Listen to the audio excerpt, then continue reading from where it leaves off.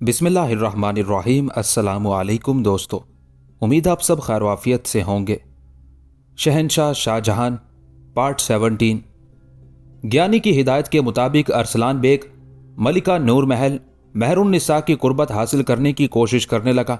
एक दिन उसने शहंशाह जहांगीर के आगे सजदारेज होते हुए कहा, खुदावंद, मैंने मलिका नूर महल की शान में एक कसीदा तहरीर किया है। अपने इस बंदे को इजाज़त दीजिए कि ये कसीदा मलिका आलिया के रूबरू पढ़ सके। जहांगीर अरसलान की उस ख्वाहिश से बहुत मुतासिर हुआ। शहंशाह मलिका नूर महल के हुस्न का असीर था, इसलिए अरसलान बेग को इजाज़त दे दी गई। फिर एक दिन खलवत में, जहां मलिका नूर महल और जहांगीर के अलावा कोई तीसरा शख्स मौजूद नहीं था, अरसलान बेग को तलब किया गया। वो बाकायदा शायर तो नहीं था, मगर उसे फारसी जबान पर कुदरत हासिल थी। असातिज़ा के हज़ारों अशार याद थे। उन्हीं यादाश्तों के सहारे अरसलान ने एक कसीदा तहरीर किया था, जिसमें शायरी कम, शहंशाह और मलिका की तारीफ ज्यादा थी। अरसलान ने जहांगीर को मुखातिब करते हुए कहा, ये खुदावंद की मेहरबानियां हैं कि मुझ जैसे नाकारा को मुल्क हिंदुस्तान में पनाह मिली और मैं बार बार शाहाना इनायात से नवाजा गया। ये इस सरजमीन की खुशनसीबी थी कि तख्ते शाही पर नूरुद्दीन जहांगीर जैसा बाजबरूत, सखी और आदिल हुक्मरान जलवा अफरोज हुआ। अभी एक नूर की तकमील नहीं हुई थी कि दूसरा नूर मलिका नूर महल की शक्ल में जाहिर हुआ। फिर हिंदुस्तान का एक एक गोशा नूर से भर गया और सारी तारीकियां दूर हो गईं। अरसलान बेग ने नूरुद्दीन जहांगीर और मलिका नूर महल की रियायत से नूर के लफ्ज़ को इस तरह इस्तेमाल किया था कि शहंशाह और मलिका दोनों बहुत खुश हुए और अरसलान को बेशकीमत इनामात से नवाजा गया। मलिका नूर महल अरसलान बेग के लिखे हुए कसीदे से बहुत ज़्यादा मुतासिर हुई थी। उसने जहांगीर के मुसाहिब को मुसाहिब खास का दर्जा दे दिया। शहंशाह भी पहले से ज्यादा मेहरबान नजर आने लगा। जहांगीर ने अरसलान को मुखातिब करते हुए कहा, तेरी ये खूबी आज ही हम पर जाहिर हुई है। अब तुझे लाजिम है कि तू मुगलों की शानदार फतुहात को अशार में नज्म कर और मलिका नूर महल की शान में नए कसीदे लिख कि हम तुझ पर मजीद इनामात की बारिश कर सकें। यह कहकर जहांगीर ने मलिका नूर महल की तरफ देखा और फिर पलट कर दोबारा अरसलान बेग से मुखातिब हुआ, अब हिंदुस्तान में मलिका नूर महल ही सब कुछ है। अगर वो किसी से राजी हैं तो हम भी राजी हैं, और अगर वो किसी से खफा हैं तो फिर उस बदनसीब शख्स को समझ लेना चाहिए कि उस पर हिंदुस्तान की जमीन तंग हो चुकी है। जहांगीर नूर महल को खुश करने के लिए खुद भी मलिका की शान में कसीदा पढ़ने लगा। अरसलान बेग मुगल हुक्मरानों की फतुहात का हाल तो क्या कलम बंद करता, मगर उसे मलिका नूर महल की कुर्बत हासिल हो गई थी। अरसलान बेग की अयार नजरों ने एक ही मुलाकात के दौरान उस राज को समझ लिया था कि मलिका नूर महल ज़हीन होने के बावजूद एक खुशामद पसंद औरत है। अरसलान ने नूर महल की उस कमजोरी से फायदा उठाया और मलिका हिंद के करीब तर होता चला गया। अब नूर महल उसे खलवत में भी तलब करने लगी थी, और कभी यूं भी होता कि मलिका हिंद अरसलान से हुकूमत के बारे में भी मशवरे लेती। वो बड़ी होशियारी के साथ नूर महल के जहन में ये बात उतारने की कोशिश करता कि ईरानी सकाफत मुगलों और हिंदुओं की सकाफत से बदरजहा बेहतर है और उसी सकाफत को मुल्क के तूलो अर्ज में राइज होना चाहिए। मलिका नूर महल बड़े गौर से अरसलान बेग की बातें सुनती और उसके गुलरंग चेहरे पर अजीब सी मुसर्रतें रक्स करने लगती। आप पहली और आखिरी मलिका हैं जो हिंदुस्तान में ईरानी तहजीब व सकाफत को फ़रोग दे सकती हैं। अरसलान बेग इंतहाई पुरजोश लहजे में कहता, ईरान अजीम है और आप उसकी अजमतों की पासबान हैं। मैं बहरहाल एक औरत हूँ जिसे खुद मुख्तारी हासिल नहीं। नूर महल भी अरसलान की बातों से मुतासिर होकर अपने दिल की बात कह देती। आपकी ये सोच दुरुस्त नहीं मलिका आलिया। अरसलान नूर महल को हौसला देने की कोशिश करता, आप खुद मुख्तारी से भी ज्यादा इख्तियार रखती हैं। खुदावंद हिंदुस्तान आपके जेर असर हैं। अब आपको मजीद किसी इख्तियार की जरूरत नहीं। आपकी जबान से निकला हुआ एक एक हर्फ हुक्म आखिर का दर्जा रखता है। अरसलान बेग मलिका नूर महल पर खुशामद और तारीफ के वो हरबे आजमा रहा था जो कभी रायगा नहीं जाते। अपनी तारीफ सुनकर बड़े बड़े बुत पिघल जाते हैं। अरसलान ने भी वही आग रोशन कर रखी थी जिसकी हरारत से मलिका नूर महल भी पिघलती जा रही थी। अभी तक खुदावंद हिंदू तहजीब के ज़ेरे असर हैं। उन्हें अहले हनूद के दायरे से निकालकर ईरानी सकाफत के हिसार तक ले जाइए। आप ये काम बहुत आसानी से कर सकती हैं। अगर खुदावंद ने ईरानी रस्म व रिवाज को कबूल कर लिया तो अपने आबाई वतन के लिए आपकी ये अजीमुशान खिदमत होगी जिसे तारीख के औराक से कभी मिटाया नहीं जा सकता। अरसलान ने बड़ी आसानी से नूर महल को शीशे में उतार लिया था। एक दिन मलिका हिंद ने उससे कहा, अरसलान, तू मुख्तलिफ किताबों का मुताला कर ताकि मुझे ईरानी सकाफत को अजीम तर साबित करने में आसानी हो। मैं शहंशाह को आहिस्ता आहिस्ता इस तरफ रजू करूंगी। इस सिलसिले में तू ही मेरा वकील होगा, और एक वकील को इस कदर लायक होना चाहिए कि वो दुनिया की बड़ी से बड़ी अदालत में नाकाबिले तंसीख दलाइल के साथ अपना मुकदमा पेश कर सके। अरसलान बेग अपनी जगह से उठा और मलिका नूर महल के सामने सजदा रेज हो गया। मलिका आलिया, मेरा पहला सजदा कबूल करें। कल तक मैं खुदावंद का बंदा था, मगर अब सिर्फ आपकी बंदगी का तोक मेरी गर्दन में है। अरसलान बेग ने बेजमीरी की इंतहा कर दी थी। वो बैक वक्त मुबारक शाह कलंदर, शहजादा खुरम, अर्जुमंद बानो और हिंदुस्तान के बेशुमार मुसलमानों से इंतकाम लेना चाहता था। जब मलिका नूर महल ने अरसलान को इस तरह अपने सामने सजदा रेज पाया तो उसके गरूरे हुस्न ने नए अंदाज से करवट ली। अब वो महज एक ईरानी औरत थी और हिंदुस्तान के गोशे गोशे पर अपनी मुल्की सकाफत का गलबा चाहती थी। फिर एक दिन नूर महल के हुक्म पर अरसलान बेग को शाही दारुल मुताले का निगरान बना दिया गया। सल्तनत के दूसरे अमीरों ने उस तब्दीली को आम सी तब्दीली समझकर नजरअंदाज कर दिया। कोई सोच भी नहीं सकता था कि मलिका नूर महल के उस हुक्म के पीछे कैसी खौफनाक साजिश परवरिश पा रही है। अब अरसलान बेग दिन रात किताबों के मुताले में मसरूफ रहता। बज़ाहिर उसकी दुनिया बदल गई थी, मगर दरपर्दा वो एक ऐसा मंसूबा तश्कील दे रहा था कि उसके अंजाम पा जाने की सूरत में हिंदुस्तान के मुसलमान मुंतशिर होकर रह जाते और फिर एक तवील खाना जंगी का सिलसिला शुरू हो जाता। अर्जुमंद बानो और शहजादा खुरम की जिंदगी नई मुसर्रतों से हमकिनार हो चुकी थी। सरकारी अमूर की अंजामदही के बाद शहजादा खुरम अपना बेशतर वक्त अर्जुमंद बानो के साथ गुजारता। ईरानी शहजादी पहले भी उसकी जिंदगी में दाखिल नहीं हो सकी थी। अर्जुमंद से शादी के बाद वो मजीद दूर होती चली गई। अगरचे शहजादा खुरम ने उसे बारहा समझाने की कोशिश की, लेकिन वो एक बदमिजाज औरत थी, नस्ली और ख़ानदानी बरतरी में हर वक्त मुब्तला रहने वाली एक मगरूर औरत। वो अक्सर शहजादा खुरम से झगड़ा करती और तानाजनी से काम लेती। शहजादा खुरम एक हलीमुत तबे इंसान था। वो अपनी पहली बीवी के तानों को हंस के बर्दाश्त कर लेता, मगर जब ईरानी शहजादी बदतमीजी से पेश आती और अर्जुमंद बानो की खानदानी हैसियत पर एतराज़ करती तो शहजादा खुरम भड़क उठता। अर्जुमंद किसी पस्त खानदान की लड़की नहीं, वो भी अमीरजादी है। शहजादा खुरम अपनी दूसरी बीवी का दिफा करता तो ईरानी शहजादी मजीद चरागपा हो जाती। मेरे सामने उसकी कोई हैसियत नहीं, मेरा ताल्लुक शाहों के खानदान से है और अर्जुमंद के बुजुर्ग शाही खानदान के मुलाजिम थे, इसलिए तुम्हें दोनों के दरमियान वाज़ेह फ़र्क रखना होगा। शहजादा खुरम अपनी दूसरी बीवी का दिफा करता तो ईरानी शहजादी मजीद चरागपा हो जाती। शहजादा खुरम ने बहुत चाहा कि उसके इज़्दिवाजी ताल्लुकात बिगड़ने से बच जाएं, लेकिन जब ईरानी शहजादी ने अपना रवैया तब्दील नहीं किया तो शहजादा खुरम भी खामोश ना रह सका। अगर अर्जुमंद किसी नीच खानदान की लड़की होती तब भी उसे अव्वलियत का दर्जा हासिल होता, इसलिए कि वो मेरी पहली मोहब्बत है। शदीद गुस्से में होने के बावजूद खुरम का लहजा बहुत शाइस्ता हो गया। जो अर्जुमंद से मोहब्बत करेगा मैं उससे मोहब्बत करूंगा, और जिसे अर्जुमंद से नफरत होगी वो मेरी नज़रों से भी गिर जाएगा। ईरानी शहजादी एक तंग दिल औरत थी। वो अर्जुमंद बानो की हैसियत को तस्लीम नहीं कर सकी और शहजादा खुरम से दूर होती चली गई। अर्जुमंद बानो ने उस मौके पर भी आला ज़र्फ़ी का मुजाहरा किया और अपने शोहर को समझाते हुए कहा, आखिर वो आपकी बीवी हैं, उनकी कोताहियों को नज़रअंदाज कर दीजिए। ये उसकी फितरत है कि एक औरत दूसरी औरत के वजूद को बर्दाश्त नहीं कर सकती, और तुम भी तो एक औरत हो, फिर तुम उससे हसद क्यों नहीं करती? शहजादा खुरम ने अर्जुमंद से पूछा। साहिब आलम, मेरी बात छोड़ दीजिए। अर्जुमंद बेख्तियार होकर खुरम के शाने पर सर रख देती। मैं सिर्फ आपसे ही नहीं, आपके तमाम हवालों से भी मोहब्बत करती हूँ। ईरानी शहजादी आपकी शरीके हयात हैं, इसलिए मुझे उनसे भी मोहब्बत है।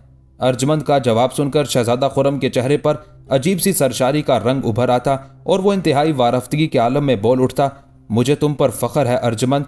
तुम्हारे बगैर मेरी जिंदगी किस कदर नामुकम्मल थी, आज उसका एहसास हो रहा है। अर्जुमंद ये सुनकर शर्मा जाती और उसका चेहरा शफक रंग हो जाता। शादी के तकरीबन 1 साल बाद शहजादा खुरम ने अपने दोस्त सिकंदर मिर्जा को तन्हाई में मुखातिब करते हुए कहा, सिकंदर, हमारा ख्याल है कि अब तुम भी शादी कर लो। कब तक ये खुश्क और तन्हा जिंदगी बसर करोगे? सिकंदर मिर्जा ने अपने गिर्द बिखरी हुई किताबों पर नजर डाली और चंद लम्हों के लिए तसव्वुरात की दुनिया में खो गया। सिकंदर मिर्जा इस दुनिया में एक तन्हा इंसान था। उसके माँ बाप बचपन में इंतकाल कर चुके थे। वह उसी मकतब में पढ़ता था जिसमें शहजादा खुरम ने इब्तदाई तालीम हासिल की थी।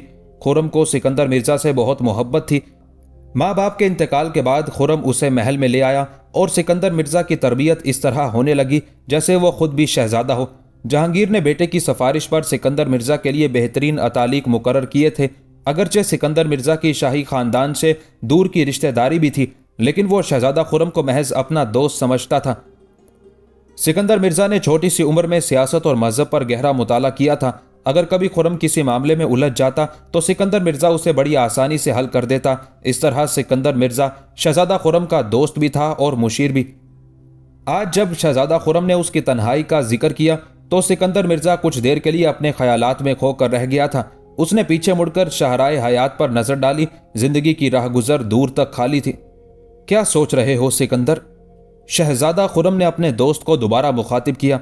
सिकंदर मिर्जा चौंक कर शहजादा खुर्रम की तरफ देखने लगा। साहिब आलम, मुझे खुद भी अपनी तन्हाई का शिद्दत से एहसास होता है, मगर अपनी किस्मत को क्या करूं कि अब तक कोई शरीक सफर ही नहीं मिला। बेचैन रूहों की इस दुनिया में एक लड़की पसंद आई थी, मगर वो मेरी तरफ देखने की जहमत भी गवारा नहीं करती। शहजादा खुर्रम ने हैरत ज़दा होकर कहा, कौन है वो लड़की? सिकंदर, उसका नाम तो लो। हम एक दिन उसे मजबूर कर देंगे कि वो तुम्हारी तरफ मुतवज्जे हो जाए। साहिब आलम का इक़्तिदार अपनी जगह, मगर दिलों की सल्तनत को जबर से तस्कीर नहीं किया जाता। सिकंदर मिर्जा का लहजा थका थका सा था। बज़ाहिर वो एक मामूली सी लड़की है जो साहिब आलम की नाफरमानी का तसव्वुर भी नहीं कर सकती, मगर दिलों की दुनिया के आदाब निराले होते हैं। दिलों को इक़्तिदार की ताकत से फतह नहीं किया जा सकता। फिर जब सिकंदर मिर्जा ने अर्जुमंद बानो की कनीज माहरूख का नाम लिया तो शहजादा खुर्रम को सख्ता सा हो गया। सिकंदर मिर्जा, वो लड़की तुम्हारे काबिल नहीं है। कुछ देर बाद शहजादा खुर्रम के होंठों को जुम्बिश हुई। नहीं साहिब आलम, सिकंदर मिर्जा ने अफसुर्दा सी मुस्कुराहट के साथ कहा, हालात तो ये बताते हैं कि मैं खुद उस लड़की के काबिल नहीं हूं। मुझे तुम्हारी पसंद और इंतखाब पर शदीद हैरत है सिकंदर। खुर्रम के लहजे में नाखुशगवारी का रंग शामिल था। मैंने पहले ही कह दिया था कि किस्मत मेरे साथ उल्टी चालें चलती है। सिकंदर मिर्जा की मुस्कुराहट का रंग गहरा हो गया था, मगर उसे शिकस्त की झलक नुमाया थी। मैं जानता हूं कि माहरूख एक आम सी कनीज है, मगर दिल को क्या करूं कि वो उसी की तलब रखता है। क्या यह तुम्हारा आखिरी फैसला है? शहजादा खुर्रम ने पूछा। साहिब आलम खूब जानते हैं कि मैं अपने फैसले तब्दील नहीं करता। सिकंदर मिर्जा ने एक एक लफ्ज पर जोर देते हुए कहा। तो मैं अर्जुमंद बानो से माहरूख के सिलसिले में बात करूंगा, खुर्रम ने सिकंदर मिर्जा को यकीन दिलाते हुए कहा, मगर उसे दिल से रिश्ता पसंद नहीं था। और जब अर्जुमंद बानो ने उस बारे में माहरूख से बात की तो वो वफादार कनीज हैरान रह गई। बीबी, मैं ये कैसी अजीब बात सुन रही हूं। कहां एक शाही खानदान का फर्द और कहां ये गुलामों की औलाद। दोनों में कोई जोड़, कोई निस्बत ही नहीं। अर्जुमंद बानो ने माहरूख को यकीन दिलाते हुए कहा, सिकंदर मिर्जा तुम्हें दिल से पसंद करते हैं, मगर मैं तो उन्हें पसंद नहीं करती। माहरूख के लहजे में तलखी शामिल थी। अगर मैं कहूं कि तुम सिकंदर मिर्जा से शादी कर लो, अर्जुमंद बानो ने दरमियान में अपना हवाला देते हुए कहा, मैं फिर भी इनकार कर दूंगी। माहरूख ने पुरजोश अंदाज में कहा, अगर आकाजाती मुझसे जान देने के लिए कहें तो मैं एक लम्हे की ताखीर भी नहीं करूंगी और सारी दुनिया देख लेगी कि माहरूख अर्जुमंद बानो के हुक्म पर हंसते हंसते कुर्बान हो गई। माहरूख के बिगड़े हुए तेवर देखकर अर्जुमंद बानो सन्नाटे में आ गई। बीबी, आप इस मामले में मुदाखलत ना करें, माहरूख ने कहा। मैं खुद सिकंदर मिर्जा से बात करूंगी कि आखिर उन्हें एक कनीज के साथ ये संगीन मजाक करने की इजाजत किसने दी है। और फिर एक दिन तन्हाई में माहरूख सिकंदर मिर्जा से मिली। अगरचे ये मशरिकी रिवायत के खिलाफ है कि लड़कियां गैर मर्दों से खुद उस मौजू पर गुफ्तगू करें, लेकिन आपकी इस हरकत ने मुझे शदीद आज़ार पहुंचाया है और मैं ये पूछने पर मजबूर हो गई हूं कि शाही खानदान के अफराद को इस किस्म का मजाक करने के अलावा दुनिया में कोई दूसरा काम नहीं है। सिकंदर मिर्जा ने बड़े तहम्मुल के साथ माहरूख की तल्ख गुफ्तगू सुनी और फिर बहुत आहिस्ता लहजे में कहने लगा, मैंने शहजादा खुर्रम के सामने तुमसे शादी की ख्वाहिश जाहिर की थी। यह नहीं कहा था कि मैं तुम्हें अपनी इशरत कदे का खिलौना बनाना चाहता हूं। सिकंदर मिर्जा का तर्ज कलाम इतना अजीब था कि माहरूख कुछ देर के लिए पत्थर का एक मुजस्मा बनकर रह गई। वो हैरत व सकूत के आलम में मुसलसल सिकंदर मिर्जा के चेहरे को देखे जा रही थी, जहां सच्चे जज्बों का अजीब सा उजाला और पुरखलूस तमन्नाओं की अजीब सी रोशनी थी। फिर यकायक माहरूख की खूबसूरत आंखों में आंसू छलकने लगे। मुझे माफ कर दीजिए, मैंने आपको गलत समझा था। शिद्दत जज्बात से माहरूख की आवाज लरज रही थी। मैं आपका बहुत एहतराम करती हूँ, मगर जिंदगी के सफर में आपका साथ नहीं दे सकती। आप नहीं जानते कि मैं कौन हूं और मुझ पर क्या गुजरी है। मैं तुम्हें तुम्हारी जिंदगी के तमाम तर हादसात के साथ कबूल करने के लिए तैयार हूं, सिकंदर मिर्जा ने जज्बाती लहजे में कहा। मगर मैं आपके काबिल नहीं हूं। माहरूख इतनी देर में संभल चुकी थी। उसने ऊंची आवाज में कहा और जाने के लिए खड़ी हो गई। मजहब के मुताले ने मुझे सिखाया है कि इंसान अपने किरदार से बुलंद और पस्त हो जाता है। मैं शाह और मजदूर में कोई फर्क नहीं समझता। सिकंदर मिर्जा ने किसी तकल्लुफ और बनावट के बगैर अपने दिल की बात कह दी थी। मेरा किरदार इस लायक नहीं कि वो आपके नजरियात की तायद कर सके। ये कहकर मारूख दरवाजे की तरफ बढ़ने लगी। फिर भी हम तुम्हारा इंतजार करेंगे माहरुख। ये कहकर सिकंदर मिर्जा भी खड़ा हो गया। अपनी जिंदगी को रोग ना लगाए, मैं तो मौत की मंजिल की मुसाफिर हूं। माहरुख चली गई और देर तक कमरे की फिजा में उसके अल्फाज की गूंज सुनाई देती रही। वक्त तेजी से गुजरता रहा। मेवाड़ के राजपूत अब तक मुगल सल्तनत के लिए एक दर्द सर बने हुए थे। राजपूताना की तमाम हुकूमतों में मेवाड़ एक ऐसी हुकूमत थी जिसने अब तक मुगलों की बेपनाह कुव्वत का मुकाबला किया था। अगरचे अकबर आजम ने राजपूतों के इक्तदार पर कई शदीद ज़रबे लगाई थी, लेकिन यह बहादुर कौम अब भी आज़ादी के साथ सांस ले रही थी। जहांगीर ने बरसरे इक्तदार आते ही मेवाड़ की तरफ कई लश्कर रवाना किए, मगर उन्हें खातिर ख्वाह कामयाबी हासिल ना हो सकी। महाबत खान, अब्दुल्ला खान, फेरोज जंग और राजा बासु जैसे सिपह सलार भी राजपूतों के उठे हुए सरों को झुका नहीं सके। मजबूरन खान आजम कोका को अमीर लश्कर बनाया गया, लेकिन उस मार्के में वो भी सुरखरू ना हो सका। आखिर एक दिन शहंशाह जहांगीर ने शहजादा खुर्रम को तलब करके कहा, फर्जंद, राजपूतों की टेढ़ी गर्दनें हमारे इक्तदार की बिसात पर एक बदनुमा दाग हैं। हमारी ख्वाहिश है कि तुम उन गर्दनों के खम दूर कर दो और मेवाड़ के हुक्मरान को उसके तख्त से खींचकर झुके हुए सर के साथ दरबार शाही तक पहुंचा दो। शहजादा खुर्रम उस रात एक लम्हे के लिए भी ना सो सका। यह उसकी जिंदगी का पहला इम्तिहान था। वो रात के अंधेरे में अपने महल से निकला और हजरत शेख सलीम चिश्ती रहमतुल्लाह अलैह के मज़ार की तरफ बढ़ने लगा, जहां मुबारक शाह कलंदर एक शिकस्ता झोंपड़ी में खामोश पड़ा रहता था। जब खुर्रम मुबारक शाह की झोंपड़ी में दाखिल हुआ तो कलंदर दोनों हाथ उठाए दुआ मांग रहा था। उसकी आंखें बंद थी और आंसू बह रहे थे। ऐ खुदा, अब तेरा यह गुनहगार बंदा बहुत थक चुका है। इंतजार करते करते आंखें पथरा गई हैं, मगर वो आने वाला अभी तक नहीं आया। छोटे छोटे लोग अपने घरों में खुदा बन बैठे हैं और दरबार में पहुंचकर एक मिट्टी के खिलौने को मुसलसल सजदा कर रहे हैं। मुझसे ये मंजर देखा नहीं जाता। मैंने जहांगीर को समझाने की बहुत कोशिश की, मगर दौलत व इक्तदार ने उसे अंधा बना दिया है। शाही महल्लात में हर तरफ उसने अपने बुत नस्ब करा दिए हैं और ये नफ्स के पुजारी उसे खुदा का दर्जा दे रहे हैं। मेरी आंखों की रोशनी जायल कर दे कि मैं शिर्क और बुत परस्ती के ये मनाजिर ना देख सकूं, या मुझे अपने पास वापिस बुला ले। अब मैं इस दुनिया में ज्यादा देर रहना नहीं चाहता। कलंदर की दुआओं ने फरियाद का रंग इख्तियार कर लिया था। मुबारक शाह के लहजे में इस कदर गुदाज था कि शहजादा खुर्रम के जिस्म पर लर्जा तारी हो गया और उसकी आंखों से भी बेख्तियार आंसू बहने लगे। फिर जब कलंदर का शोरो फुगा थम गया तो शहजादा खुर्रम ने मुबारक शाह को आवाज दी। कौन है?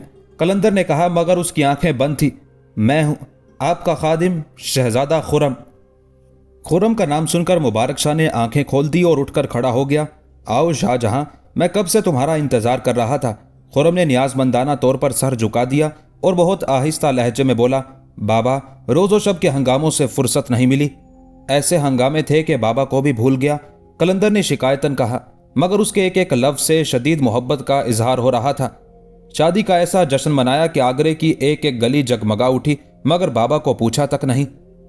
फरते नदामत से खुर्रम का सर कुछ और झुक गया। हम फकीरों को किसी की शादी से क्या ताल्लुक, मगर तेरी शादी में शरीक होने की ख्वाहिश रखते थे। मुबारक शाह ने हसरत आमेज लहजे में कहा। सोचा था कि अपने शाहजहां को नजर पेश करेंगे, मगर तेरी तरफ से तो कोई दावतनामा ही नहीं आया। बिन बुलाए कैसे चले आते। बस इसी झोंपड़ी में पड़े पड़े अपनी नारसाई का मातम करते रहे। बाबा, मैं अपनी नदामत का इजहार किस तरह करूं, मेरे पास तो अल्फाज ही नहीं है। शहजादा खुर्रम ने रुक रुक कर कहा, और मलिका आलिया को भी हमारा ख्याल नहीं आया। मुबारक शाह ने अर्जमंद बानों की तरफ इशारा करते हुए कहा। शहजादा खुर्रम लाजवाब होकर रह गया। जब खामोशी तवील हो गई तो मुबारक शाह ने शहजादा खुर्रम को मुखातिब करते हुए कहा, बैठ जाओ शाहजहां।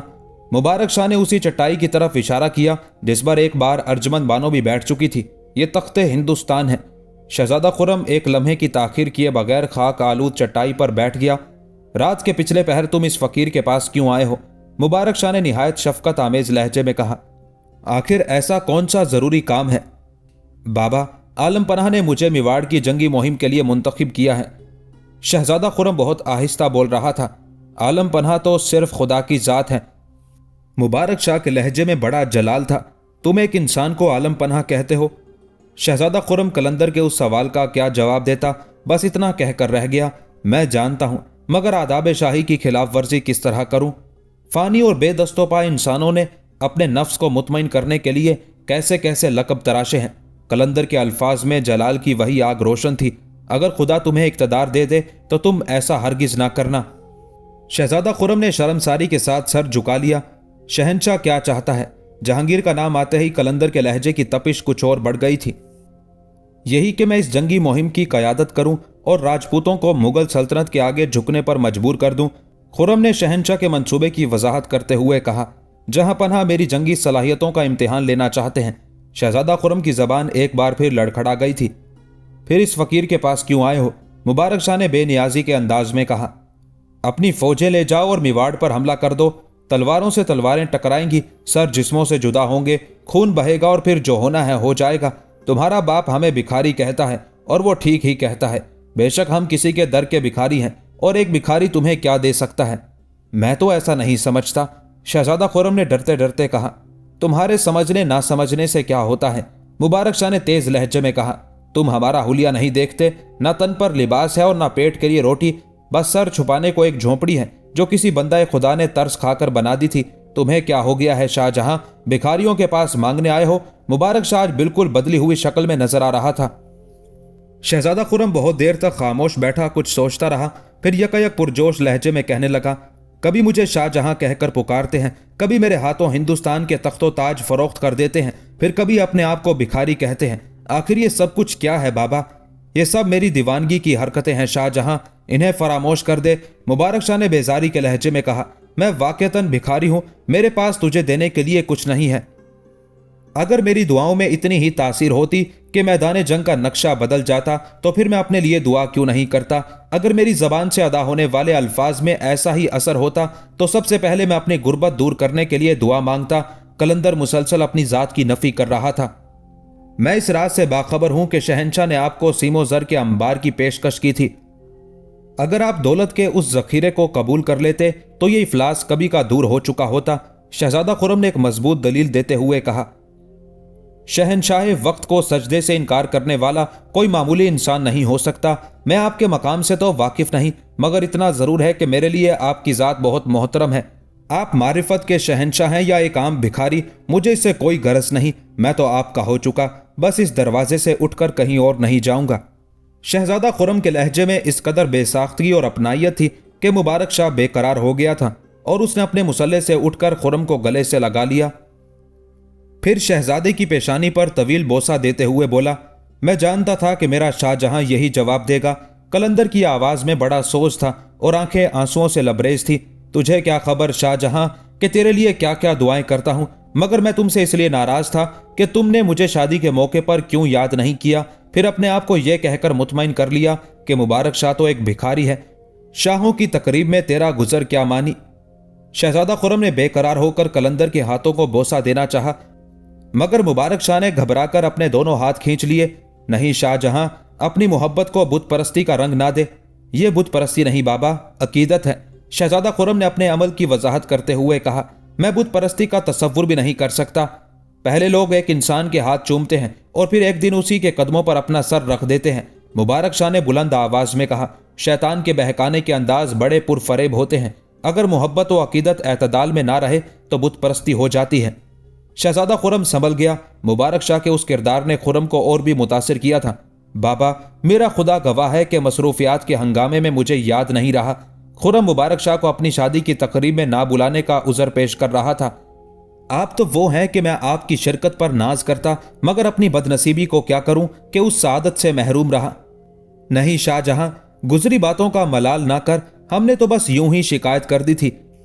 मुबारक शाह ने खुर्रम की कोताही को नजरअंदाज करते हुए कहा। अगर दावतनामा मिल जाता तो कुछ देर के लिए खुश हो जाते कि इस दुनिया में हमारा भी कोई है। बाबा, इस गलती का अजाला तो मुमकिन नहीं, मगर मैं कल सुबह शाही सवारी भेजकर आपसे दरख्वास्त करूंगा कि मेरे मकान पर तशरीफ लाएं। यह तकरीब सिर्फ आपके एजाज में काफी होगी। शहजादा खुर्रम ने इल्तजा करते हुए कहा। बस बस, मुबारक शाह ने मोहब्बत आमेज लहजे में कहा। तूने दावतनामा दे दिया और हमने कबूल कर लिया। हमसे इतना रब्तो जब्त ना बढ़ा कि शहंशाह को गिरा गुजरे। हम नहीं चाहते कि हमारी वजह से बाप और बेटे के दरमियान बदगुमानियां पैदा हों। तो फिर मैं अर्जमंद बानों को लेकर खुद हाजिर होऊंगा। हाँ, मलिका आलिया को देखे हुए बहुत दिन हो गए हैं। कलंदर की आवाज से हसरत टपक रही थी। बाबा, आप उसे मलिका आलिया क्यों कहते हैं? वो तो आपकी कनीज है, महज एक अदना कनीज। शहजादा खुर्रम के लहजे में बनावट का शायबा तक नहीं था। वो दिल की गहराइयों से बोल रहा था। मलिका को मलिका ही कहा जाता है। मुबारक शाह ने मुस्कुराते हुए जवाब दिया, अर्जमंद बानो कनीज तो हो ही नहीं सकती। अगर उसके और मेरे दरमियान कोई दूसरा रिश्ता कायम हो सकता है तो फिर वो मेरी बेटी है, और एक बाप ने बहुत दिन से अपनी बेटी को नहीं देखा है। फिर शहजादा खुर्रम ने कोई बात नहीं की और खामोशी से रात के अंधेरे में अपने महल की तरफ लौट गया। दूसरे दिन सहपहर के वक्त शहजादा खुर्रम अपनी बीवी अर्जमंद बानो और चंद मखसूस खादिमों के साथ मुबारक शाह कलंदर की खिदमत में हाजिर हुआ। ये शाही मुलाजमीन अपने हाथों में खान उठाए हुए थे और खानों में सोने चांदी के सिक्के भरे हुए थे। जब अर्जमंद बानो कलंदर की झोंपड़ी में दाखिल हुई तो मुबारक शाह आंखें बंद किए किसी ख्याल में गर्क था। कदमों की चाप सुनकर कलंदर ने आंखें खोल दी और अर्जमंद को सामने पाकर खड़ा हो गया। मेरी मलिका आलिया आ गई। अर्जमंद के पीछे पीछे शहजादा खुर्रम भी झोंपड़ी में दाखिल हुआ था। बाबा, आप हर बार मुझे मलिका आलिया कहकर पुकारते हैं और मैं शर्मिंदा हो जाती हूं। अर्जमंद सर झुकाए हुए मुबारक शाह के सामने खड़ी थी। फिर क्या कहूं? कलंदर अर्जमंद की सादगी पर मुस्कुराने लगा। एक बार तो बेटी कहकर आवाज दें। जोश जज्बात में अर्जमंद की आवाज कांपने लगी थी। क्या मैं ये हसरत लिए हुए दुनिया से चली जाऊंगी? नहीं मेरी बेटी, उस वक्त तक दुनिया से नहीं जाएगी जब तक हिंदुस्तान का तख्त उसके कदमों के नीचे नहीं आ जाएगा। मुबारक शाह ने अर्जमंद के सर पर हाथ रखते हुए कहा, तू मेरी बेटी है, मगर उसी के साथ मलिका आलिया भी है। यह कहकर मुबारक शाह उस शिकस्ता संदूक की तरफ बढ़ा जो एक गोशे में रखा हुआ था। उस संदूक में कलंदर के चंद कपड़े थे। मुबारक शाह ने संदूक खोला और कुछ तलाश करने लगा। फिर वो पलट कर आया तो उसके हाथ की मुट्ठी बंद थी। शहजादा खुर्रम और अर्जमंद बानो बड़ी हैरत से मुबारक शाह के पुरअसरार अमल को देख रहे थे। फिर मुबारक शाह ने अपनी बंद मुट्ठी खोली। कलंदर की हथेली पर चांदी के 2 रुपया साफ नजर आ रहे थे। ये रुपए मैंने तुम दोनों की शादी के मौके पर तोहफा देने के लिए रखे थे। इतना कहकर मुबारक शाह ने 1 रुपया अर्जमंद बानो की तरफ बढ़ाया। हर शख्स अपनी हैसियत के मुताबिक ही तोहफा दे सकता है। कलंदर ने अर्जमंद बानो को मुखातिब करते हुए कहा, बेटी, मुबारक शाह की हैसियत बस इतनी ही थी, इसे कबूल कर लो। उस मोहब्बत पर अर्जमंद की आंखों में आंसू लरसने लगे और उसने बड़ी अकीदत के साथ कलंदर के हाथ से चांदी का रुपया ले लिया। बाबा, ये कम हैसियत रुपया नहीं, अर्जमंद की जिंदगी का सबसे बड़ा सरमाया है। उसके बाद कलंदर ने दूसरा रुपया शहजादा खुर्रम की तरफ बढ़ाते हुए कहा, बाबा की तरफ से यह अपने शाहजहां के लिए है। खुर्रम कदरे झुका और उसने अदब व एहतराम का मुजाहरा करते हुए कलंदर के हाथों से रुपया ले लिया। बेशक ये तोहफा तुम दोनों के शायाने शान नहीं, मगर एक फकीर इससे ज्यादा दे भी नहीं सकता। मुबारक शाह खुर्रम से मुखातिब था, यही मेरा सरमाया था जो मैंने तुम्हारी नजर कर दिया। कई दिन तक मजदूरी करने के बाद यही 2 रुपए जमा हो सके थे। शहजादा खुर्रम और अर्जमंद पर अजीब सी कैफियत तारी थी। बाबा, ये 1 रुपया हिंदुस्तान के सारे खजाने पर भारी है, इससे आपकी मेहनत और पसीने की महक आती है। ये खुशबू लालो जवाहिर में कहा। मैंने अपने दोनों बच्चों को इंसानी खून में डूबा हुआ तोहफा नहीं दिया है।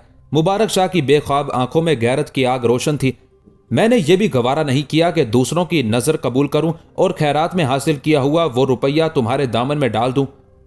शहजादा खुर्रम और अर्जमंद बानो दोनों दम बाखुद खड़े थे। वो सोच भी नहीं सकते थे कि मुबारक शाह अपनी रोजी के मामले में इतना मोहतात और हसास होगा। बाबा, मुझे बहुत रंज है कि आपने मेरी खातिर इस कदर मुशक्कत उठाई। अर्जमंद ने अपनी शादी के उस तोहफे की तरफ देखते हुए कहा जो कम कीमत होते हुए भी सब तोहफों पर गिरा था। कोई मुशक्कत नहीं उठाई, मुबारक शाह ने कहा। मुझसे भी ज्यादा मेहनत करने वाले तुम्हारी सल्तनत में गुमनाम जिंदगी बसर करते हैं। उनकी मेहनतों का कोई अंदाजा नहीं कर सकता। मैं तो ये चाहता हूं कि तुम अपनी रियाया की मजबूरियों को समझने की कोशिश करो। कहीं ऐसा ना हो कि तुम गफलत की नींद सोते रहो और तुम्हारे हाथों बंदगाने खुदा के हकूक का खून हो जाए। मेरी मुशक्कत का जिक्र छोड़कर उन लोगों की महरूमियों का एहसास करो जिन्हें शदीद मेहनत के बाद भी 1 रुपया हासिल नहीं होता। ये एक बड़ी तनबीह थी, बड़ा सबक था जिसे अर्जमंद बानो और शहजादा खुर्रम ने बगौर सुना, मगर जबान से कुछ नहीं बोले। बस अब तुम लोग जाओ और एक नाकारा शख्स की सोहबत में अपना कीमती वक्त बर्बाद ना करो। मुबारक शाह ने उन दोनों को मुखातिब करते हुए कहा, तुम्हें अभी बहुत काम करने हैं और तुम्हारी जिम्मेदारियां मुझसे कहीं ज्यादा हैं। बाबा, हम लोग आपकी नजर के लिए, शहजादा खुर्रम ने डरते डरते कहा और अपनी बात अधूरी छोड़ दी। कहाँ है वो नजर? मुबारक शाह ने चौंक कर कहा, शाही खिदमतगार दरवाजे पर आपके हुक्म के मुंतजिर हैं। खुर्रम ने जवाबन कहा, उन्हें अंदर बुलाओ। मुबारक शाह ने बेनियाजी के अंदाज में कहा। शाही खिदमतगार सोने और चांदी के सिक्कों से भरे हुए खान उठाए हुए अंदर आए। मुबारक शाह ने एक एक खान को खोल कर देखा। रुपहली और नुकराई सिक्के जगमगा रहे थे। शाहजहां, तूने कभी गौर से इन सिक्कों को देखा? यकायक मुबारक शाह पलटकर शहजादा खुर्रम से मुखातिब हुआ। खुर्रम की आंखों में हैरत थी। वो कलंदर के उस सवाल का मफहूम नहीं समझ सका था। मेरी आंखें देख रही हैं कि इन सिक्कों से इंसानी खून रिस रहा है। मुबारक शाह के चेहरे पर अचानक अजियत और कर्ब की एक लहर उभर आई थी। मैं इस वक्त भी देख रहा हूं कि इनसे गाढ़ा गाढ़ा गरम गरम इंसानी खून टपक रहा है। अब खुर्रम मुबारक शाह की बातों का मतलब समझ गया था और एहसास नदामत से उसकी गर्दन झुक गई थी। अपने बाबा को नजर करने के लिए इंसानी खून लाया है? मुबारक शाह ने बड़े कर्बनाक लहजे में शहजादा खुर्रम से सवाल किया। शर्मिंदगी के बोझ से खुर्रम का सर और झुक गया था। मुझे जो भी कुछ मुयस्सर है वही तो नजर करूंगा। खुर्रम की जबान लड़खड़ा रही थी। आप जैसा चांदी का वो रुपया कहां से लाऊं? शाहजहां, आज तो मैं तेरी नजर कबूल किए लेता हूं, मगर आइंदा इस हालत में मेरे पास ना आना कि तेरे खिदमतगार इंसानी खून से भरे हुए तश्त अपने सरों पर उठाए हों। कलंदर के लहजे में नागवारी का रंग शामिल था। मुझे तेरा खाली हाथ आना अच्छा लगता है। यह कहकर मुबारक शाह ने उन तमाम खानों पर अपना हाथ रख दिया और शाही खिदमतगारों से कहा कि वो तमाम सिक्के उन गरीबों और मोहताजों में तकसीम कर दें जो मेरे शहंशाह हजरत शेख सलीम चिश्ती रहमतुल्लाह अलैह की ममलुकत में रहते हैं। मुबारक शाह का इशारा उन मोहताजों की तरफ था जो सारी दुनिया से मायूस होकर हजरत शेख सलीम चिश्ती रहमतुल्लाह अलैह के मज़ार मुबारक के करीब सवालियों की तरह रास्ते में पड़े रहते थे। कलंदर का हुक्म पाते ही तमाम सीमो ज़र ज़रूरतमंदों में तकसीम कर दिया गया। फिर जब शहजादा खुर्रम और अर्जमंद बानो रुखसत होने लगे तो मुबारक शाह ने खुर्रम के सर पर हाथ रखते हुए दुआ की, ऐ लाजवाल कुव्वतों वाले, अपने इस बंदे खुर्रम पर करम फरमा, इसके रास्ते की रुकावटों को दूर कर दे और इसे दुश्मनों की साजिशों से महफूज रख। तेरे सिवा इसका कोई मुश्किल कुशा और कोई दस्तगीर नहीं। दुआ के बाद कलंदर ने शहजादा खुर्रम को हिदायत देते हुए कहा, जब तेरा गुजर अजमेर की तरफ हो तो पहले सुल्तानुल हिंद रहमतुल्लाह अलैह की बारगाह जलाल में हाजिरी देना। मुझे यकीन है कि मेरा खुदा उस दरबार की बरकतों से तेरी सारी मुश्किलें आसान कर देगा। सुल्तानुल हिंद हजरत ख्वाजा मोइनुद्दीन चिश्ती रहमतुल्लाह अलैह का लक़ब है। आपका रोज़ा मुबारक अजमेर शरीफ में है, जहां मुगल शहंशाह जलालुद्दीन अकबर भी प्यादा पा इस तरह जाता था कि उसके पैरों में जूते तक ना होते थे। मुबारक शाह कलंदर ने शहजादा खुर्रम को सुल्तानुल हिंद के उसी दरबार सादत में हाजिर होने की हिदायत की थी।